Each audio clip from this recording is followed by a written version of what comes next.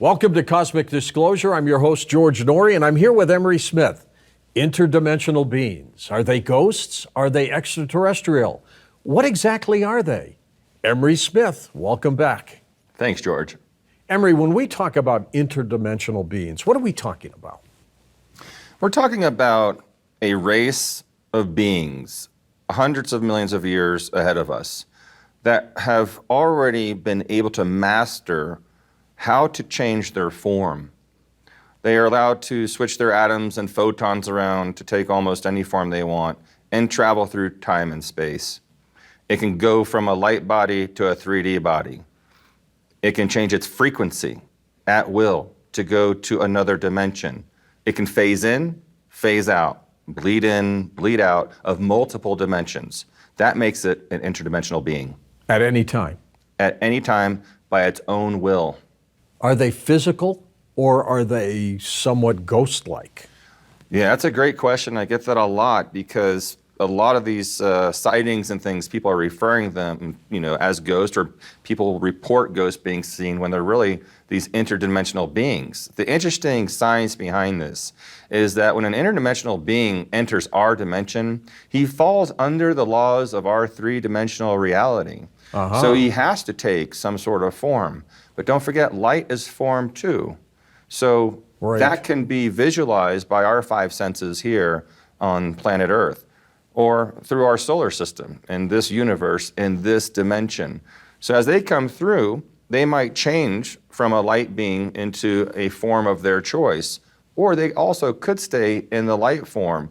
So many accounts that you've heard around in history books and around the planet of these ghost-like sightings. Now, some are ghosts, which means if you were to pass away right now, your photons will still be in that chair for 30 days or more. And so this is what I'm getting at. The photons of the genetic makeup of the DNA is always there. Even when we leave our seats right now and come back tomorrow morning, we're still going to have our resonant energy is still going to be here. How do these interdimensional beings, Emery, kind of come through to get here? Right, we hear about this bleeding through the dimensions. And how that is because they are allowed to change form, their frequency, sound before form. By changing frequency, and everything's a frequency, our DNA, everything around us is a frequency of some sort that can be measured scientifically. So they can actually vibrate themselves and change their frequency and disappear right here and not be seen, but still be here in some form. It's kind of like an advanced teletransportation system. Think of it that way. Are they coming through a gateway or a portal? No, they have mastered the ability to vibrate at a frequency for different dimensions. So there might be many dimensions right here, right now around us. And because they can change their frequency, they can be in that dimension right now. Remember, there's no time or space. Everywhere in the present is right now, right here. So they're not like traveling over millions of light years to get here. We're talking about the higher dimensional beings that are able, to do this type of science. There was an old classic Twilight Zone episode called Little Girl Lost, and it was about a little girl who somehow fell out of her bed into another dimension. Is that kind of like it is? Well, there are areas around the planet and areas that can open up where these energies of the different dimensions sometimes fall within the same frequency and they overlap. And when that happens, these little gateways, these openings to other dimensions, form. Like in the old saying around Halloween in October, the worlds are at their thinnest. And it allows these ghost-like creatures to come through and you can visit your family. And there's a lot to that being said with extraterrestrial technology with these interdimensional beings. And it also has to do with different parts of the planet have these openings there all the time. So, things can form, they can open up a gateway, especially ET craft and these interdimensional craft. And sometimes when they open up a small area, well, that could stay open for a while when a craft comes through. What if it closes? What if it closes? Right, what if it closes? And you're in there. Well, your frequency probably will stay there. Now, these interdimensional beings, are they biological at all? Well, of course, absolutely. Don't forget sound, light, and form. But when they come here, they can take a form if they choose to, or they can stay in the light form. It's up to them how they want to frequency vibrate here and how they want to show whoever they're communicating with. Maybe they want to only, communicate through sound, and you hear tonalities. These, the study that we have, that we've gone through with other extraterrestrial beings that, it's more of a tonality, but they're there. You can't see them, but you can hear them. Mm-hmm. A lot of times, Emery, we get stories and reports of these interdimensional beings, but they always seem to be alone. You never seem to hear stories of them coming in pairs, or 10 of them, or 20. Why not?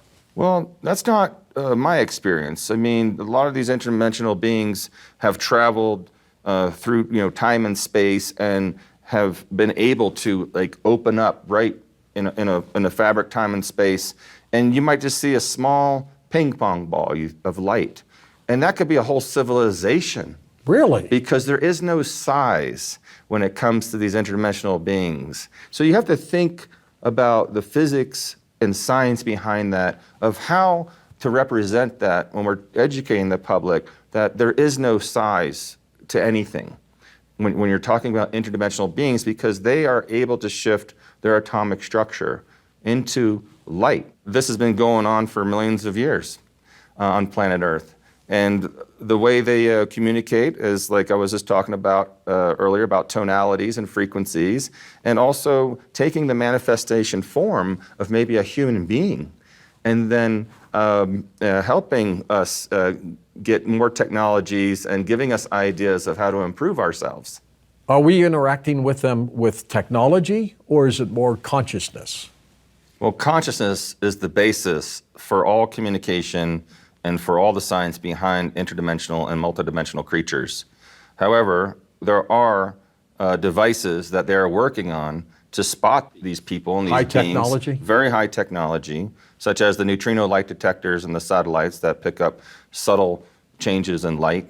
These things allow us to see these beings and see their craft when they're cloaked. Almost like night vision goggles, huh? A lot better than that. But that's also reverse engineered from extraterrestrial capture. Exactly. Are interdimensional beings different from extraterrestrials? Interdimensional beings are extraterrestrials, kind of like we are extraterrestrials All right. in our genetics. So the answer to that is they are one of the most advanced extraterrestrials in our dimension here, in our society. How evolved are they? They're the most evolved. They can change from They're at the top of the physical pole, huh? to light. They can travel anywhere, anytime, any place. So they're very mature and they're very conscious beings. People can see angels and things like this. I really believe these are the interdimensional beings. We've all been programmed since day one, Many of us growing up in religious families and reading the Bible and reading stories about fairies and angels and trolls and these things. So the best way for us to comprehend this is to, when you don't believe in another race or extraterrestrial, well, when you see something like that, you're going to, put it into your own words, and your mind's going to come up with its own vision and its own answer to that. So I think a lot of this is, how else am I going to explain this beautiful light being that's in front of me? Well, of course, it's an angel. That's what I learned growing up. If we don't exist, I don't think they're going to exist. A lot of the genetics that we have tested on many beings have a direct relation to our own human DNA. Now, why are, beings 10,000, 100,000 years, more advanced than us have our DNA in them? Even though they have mutated over, millions of years, it's kind of like a hodgepodge, George, of planet Earth. Look at all the races we have and all the continents. And the species of animals. And the species, and all of us interacting as humans, and flourishing around the Earth and having different types of races intermingle. Well, think of that on a universal scale. Think of... Oh, that could be just tremendous. Right. If you could harness it. And then in the animal species and the mammal species and the human species intermingling, and then we go amongst the stars in the next 1,000 years and intermingle with other, human-like beings. In the programs you have been in, have there ever been any ways where they've communicated with these interdimensional beings that you know of? Well, I've worked with some extraterrestrials that might have been interdimensional, but they had a form. And a lot of these beings were just, communicating the way I communicate with you, but telepathically. Okay. And telepathy is a type of communication. It's a type of language that you have to learn when you're working in these projects with these beings. Because telepathy is based off a lot of your frequency and emotional state as a human being. So if I'm really upset and I walk into an operating room and I am assisting, a physician, an extraterrestrial, and I had a really bad day, and I just say, hello, it's more like, hello. They pick up on, the emotion. So you have to really clear your mind and clear your spirit before, entering into these projects when you're going to start your day to work, because they pick up on all the stuff. And they are like in your mind, because they have the ability to know everything you already know. So there's no secrets. Some with these people have beings. said that these beings are not benevolent. What do you think about that? It's a possibility. I only know one really evil race of, beings, and, that's the human race here on the planet Earth, because we kill each other. But I have not been subjected to an evil race of beings yet that would that I have worked with or I've seen or intermingled. Not to say that there aren't, because if we are, then there's got to be more. Yeah, some have more to be of us. evil. Because there's always got to be some evil intention out there. But I do believe in like a type of galactic federation that does not allow beings that are going to do bad things to go amongst the stars. Like we've kind of been quarantined to our planet until we get a little bit more conscious and take care of the planet and each other. And then I think we'll be able to go amongst the stars in a conscious effort to work with other extraterrestrials and other societies. They're told not to come here and annihilate us? Yeah, I think what's going on is, they too, George, were once us, and they had to go through this too. They had to become more conscious and, take care of the planet and take care of each other. It's just like, as a parent, you would look on your children and you're going to say, you did bad, but at the same time, you were there once too. So, there is this learning, and this maturity that you have to go through before you get there. Now, I think we were already supposed to be there 100 years ago, but because we have this control factor, there's many planets out there that started around the same time we did. Sure. And they're a lot more advanced than we are because they didn't have this control factor of these corporations and people, trying to... Too much greed here. Yes. Too much greed got in control of this planet. And we're working through that. And what we do here affects planets all over the place. So, getting back to your question is they want us to evolve in a safe and effective way. But they also don't want us to blow up the planet or, destroy each other. Why would these interdimensional beings come here in the first place? They come here because the planet is so diverse and dynamic, unlike other planets, with the water and the air and all the species, down to the bacteria and the phytoplankton and the oceans. So they come here to see this. You have to understand, Earth has been visited forever and ever, many times. Of course. So we have a history, Earth, and that we have to uphold to. And which we've been here, millions of years. And so the visitations are still coming. They're just coming from a little bit further away because it's not so safe to come here anymore because we'll, blow them out of the sky. And they know this is happening, but they're hoping things are going to change. Interdimensional beings and plasma beings, are they the same thing? Well, plasma, this is another form, like air and water and gas. Plasma is this, fourth state, and it can form into that, it can be part of these beings, a plasma state, but to say that the being is all plasma, no. It's not the case. No. How do they interact with each other? Do they? Yes. Do they have emotion? Yes, absolutely. They have emotion. They're very comical. And just like I'm speaking to you, they just do it through frequencies and tonalities and telepathy. So a lot of the beings that you might see in pop culture, they have really small feet and only have like a really small mouth. Some of these beings, they don't need a digestive system because they can form the nutrients just from thin air. Do they procreate? Yes.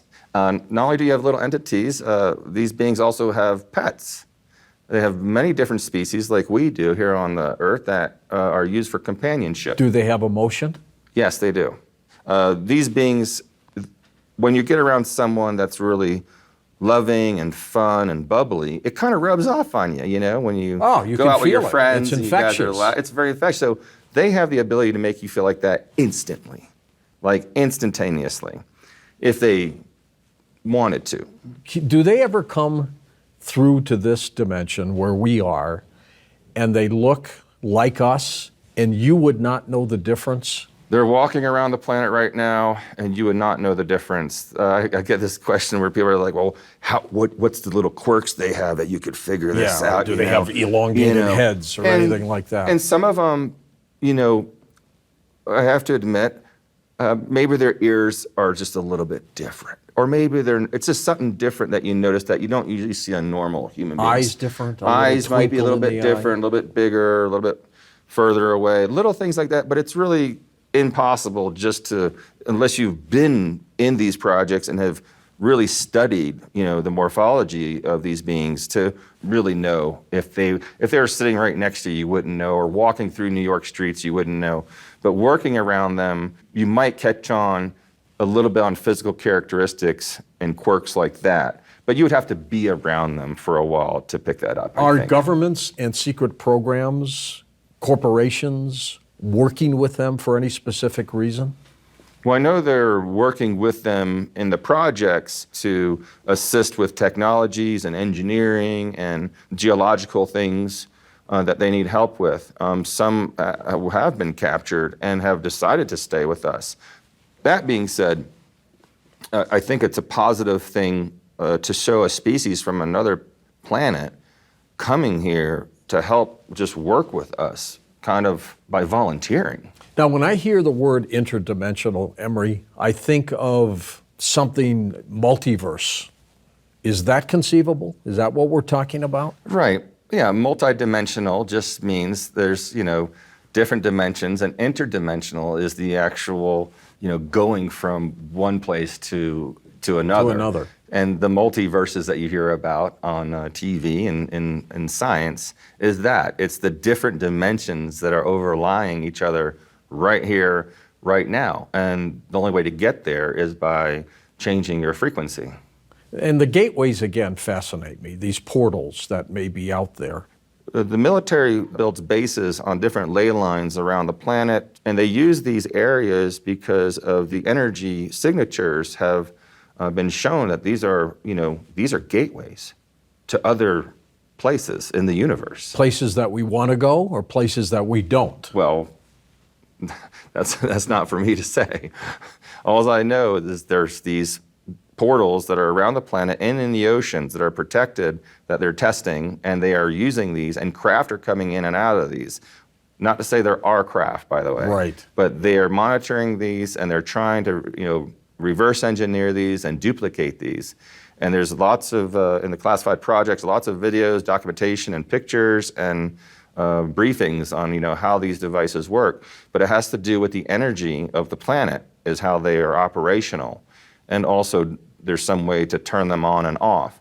Now, there are ancient structures here on the planet that are just always ongoing. What's not to say that we haven't explored definitely the oceans that much here, that there's other areas that are maybe always on and active that, maybe a craft flying over, the Bermuda Triangle all of a sudden disappears. It's like, what's going on here?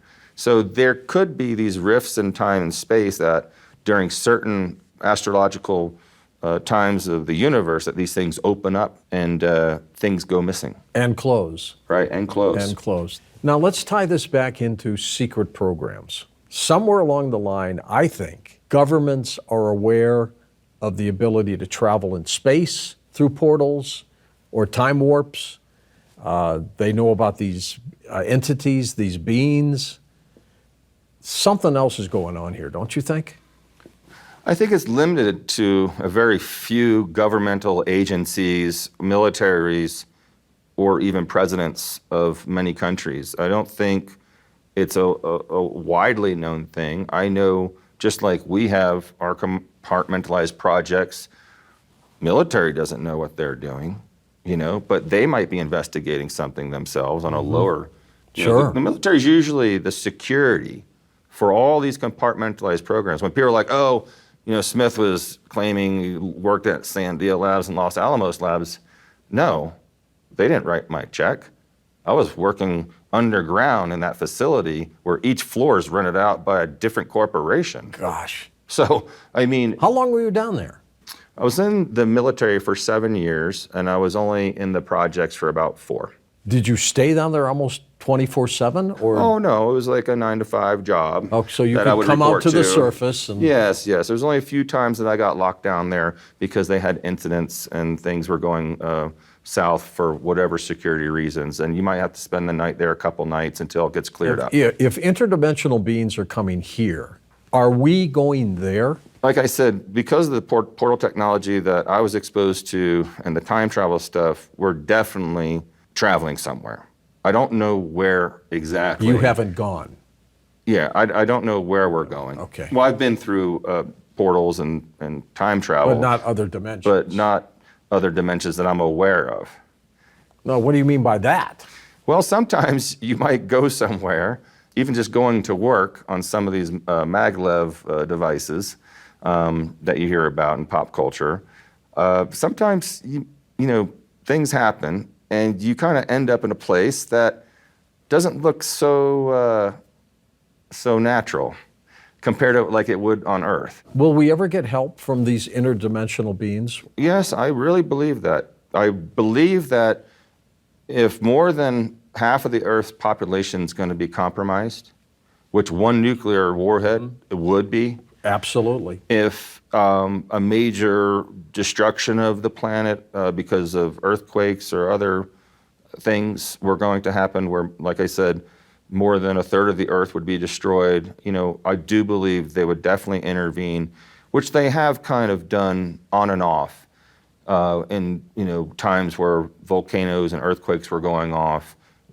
People always see these ships coming in and out of the volcanoes when it's happening because they're trying to neutralize the cataclysmic event. So I think they would definitely intervene if something like that was to happen, and we would definitely get our hands slapped for that, What would you say to somebody who would say to you, Emery, I woke up last night and in my room was this being that just appeared and disappeared? What would you tell them? Welcome to my world. I would ask them, if they had, this has happened to me, where friends and family and colleagues have called me and don't want to talk about it. It's especially for a first-time person to see something like this. You think you're ready for it, and a lot of our CE5 expeditions, we bring a lot of sometimes media with us, and it's kind of funny because you think you're ready for it, but when you actually see it, it doesn't fit into your reality. But it's there, and you know it's there, and you feel it. I would tell that person, well, what happened? Did it try to communicate? Did you try to communicate? What was the events that happened the night before? Were you meditating, or did you have a close encounter of the fifth kind? What's been going on? So I'd be more of, interviewing them and trying to find out why this being chose this person to expose itself to, because there's a lot of risk for an ET to expose itself. What is the fifth kind that you mentioned? A close encounter of the fifth kind is when you reach out and try to communicate with extraterrestrials. The government doesn't want you to do this because there's actually an FBI file on me, unfortunately. Aha. Because I'm contacting extraterrestrials and talking to them, and it's so sad because what gives anyone the right?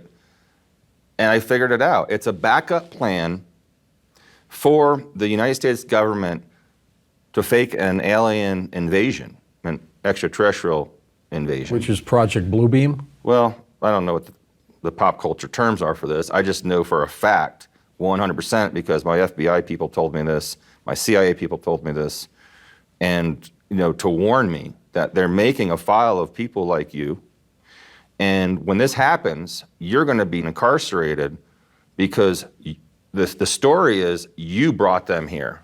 And this is going to be a fake, invasion. Yeah. You probably heard this conspiracy theory before. But it's sad to know that, after all I've done, my name is actually on there, on an FBI file saying, we got to watch this guy, make sure he's not, talking too much with them, but also documenting it. So if they want to pull that card, they can. And no one was even going to know. All the people that are involved with these types of things kind of are aware of this, that do CE5s. But it's a sad thing to know that I'm a backup plan to I'm a terrorist. They labeled me as a terrorist because They treat you as such. And well, nothing's happened yet. But the fact that there's a big file on this, it's kind of worrisome. But it's ridiculous. It's another one of these. Let's have the support of the nation to fight this terrorist here who brought these evil aliens here to destroy us. You've been through a lot of stuff. Yes.